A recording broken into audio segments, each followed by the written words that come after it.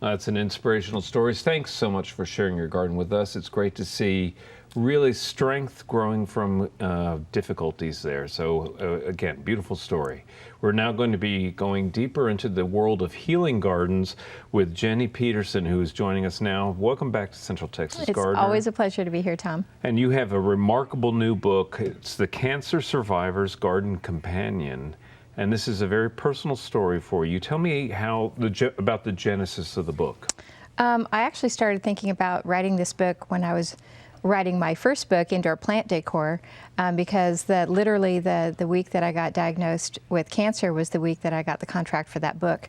So while I was going through cancer treatment, I was writing that first book. So I started thinking about, how cancer hits you on every level, physically, emotionally, spiritually, financially, and how it impacted my gardening and my sense of myself as a person. So that's when I started thinking, how about a book to help people use their garden as a resource for healing and balance and happiness and health? Well, that's the way I relate to the garden. Yeah, it's I know. a source Yeah. of inspiration and is a centering device in many ways. Your initial idea was a very general book about the healing garden. It was. I first sent in a proposal to my publisher more about the general concept of creating a healing or restorative garden just in general for anybody in their backyards.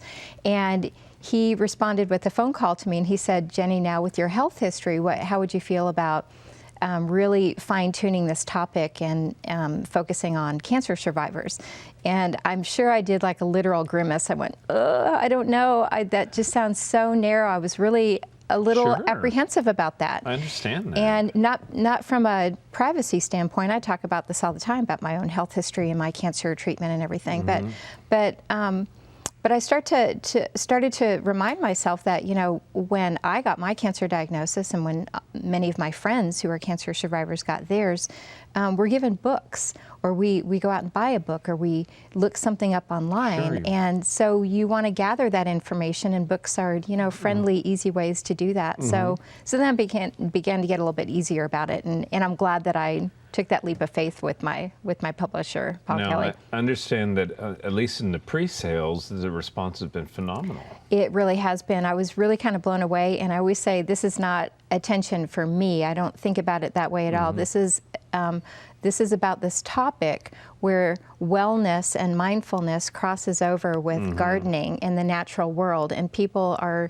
really resonating with this. And I think it's something that people recognize as important, and in the past maybe haven't been able to articulate it for themselves. So this book, I think, is tapping into that deep well of connection for them. Yeah, and it's applicable to people who aren't cancer survivors. Absolutely, as well, it is. I have a friend that has fibromyalgia, and she said, actually it's my co-author from the first book, and she said that she looks through the PDF, before this, I got my copy here. She was looking through the PDF of this book, and she said, there are so many things in this book that I do myself in my garden with my chronic pain. Right.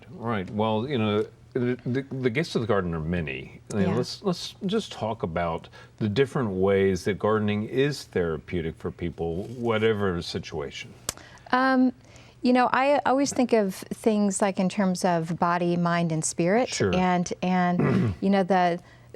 talking about how gardening is good for your body maybe is a more obvious conversation. Yeah, that's an easy way into the conversation. There's a little bit of light cardio there. You can do some stretching. You need to stretch out. Yeah, exactly, before and after. I often bring my yoga practice out into the garden too. I actually have a yoga deck with a surrounding kind of big tropical garden. Well, beautiful setting. Yeah, so incorporating things like that, your light exercise in the garden, but keeping yourself emotionally balanced, that's huge for the garden. The garden teaches you so much in terms of, being in the moment and some profound lessons there. Yes, exactly. And then, spiritually too, I think, and when I say spiritually, I don't mean religiously, although if a person is religious, of course, that's going to be their Sure. interpretation. But by spiritual, I mean connecting with that very deep part of yourself Exactly. that talks about or thinks about, the whys and the essence of and the purpose of, and we find all those lessons in the garden as well. Right. Well, and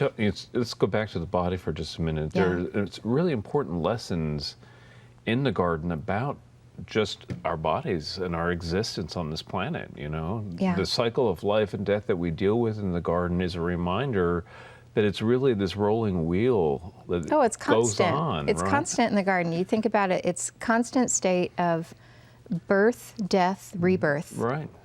Always. Not just daily, and but interlocked and intermingled. They're not separate things, really, in a sense. right. Mm-hmm. And when I was writing this book, I started thinking, that tomato plant out in the garden when it dies, this is not the universe being mean to it or hating it or Right. you're dying because I want to teach you a lesson. It's not anything about that. It's that I'm tomato tired plant of died it. because It's July. You it look got really to ratty. the end it's of time. its season, or it didn't get enough water or sunlight, Right. but you put that dead tomato plant in the compost Right. pile. It's great for next year's. Sure.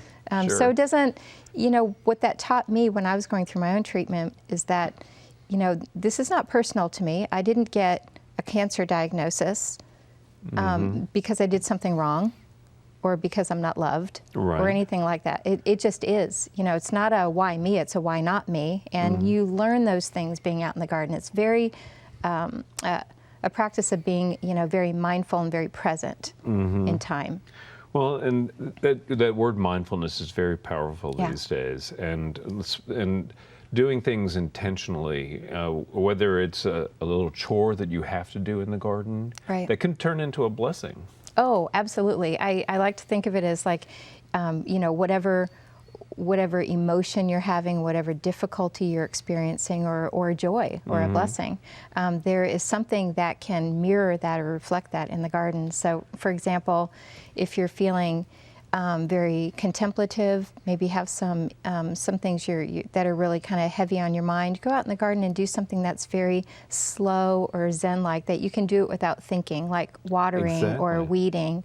What if you're angry or upset or so frustrated? You go out in the garden, get that hoe and whack those weeds. Don't whack your rosemary plant, but have at it with the weeds and get out that frustration. Right. Or if you're feeling thankful, go out and harvest. Right.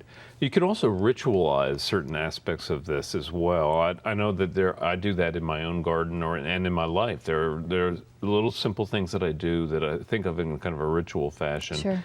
And I understand that some of the cancer survivors, for example, actually have like a hair cutting ritual that they do. Yes, I did mine inside in my sister-in-law's hair salon. They stayed open after hours. But my dear friend Rebecca Sweet, she's also a garden designer and a writer living in the Bay Area in California. She took her head shaving. I wouldn't say party. It's not really a party, but No. the observation and that ritual. She took it out to her beautiful garden, and with her family, and they sectioned off her hair, which is very thick, beautiful hair. And this was about a year ago, and they each took a turn cutting off one of those ponytails. And I'm pretty sure she donated her hair because it was long, and she could do that. But just that ritual of taking some control. Removing that hair that is going to fall out from chemotherapy, but doing it in the setting of your beautiful garden. Right. She said she felt so embraced and so loved and cared for doing it in that setting. Right. That was very important to her. Well, that again has that healing quality to it when you do these kinds of rituals. Real briefly, there are other things people can do. For example, creating a garden altar. Yes, and I realize that the word altar can sound a little churchy, but for me, if that doesn't resonate, that word, just exchange it for another word that works for you. But really, it's about creating a little space in your garden where you can put small items that you find in Sure. your garden or in your yard, or a candle. A focus point. A focus point, and for me, it's a way of as you pass by it, you pause and say thanks, or Just remember acknowledge it. something. Yeah, just an acknowledgement. Doesn't have to be anything big Yeah. and fussy.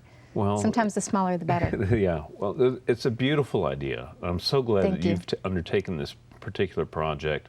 The book, again, is The Cancer Survivor's Garden Companion. It just came out, so it should be available for everybody out there. Thank you so much for Thank you, being Tom. on our program. Thanks for having me. Oh, no, it's our pleasure. And coming up next, it's our friend Daphne.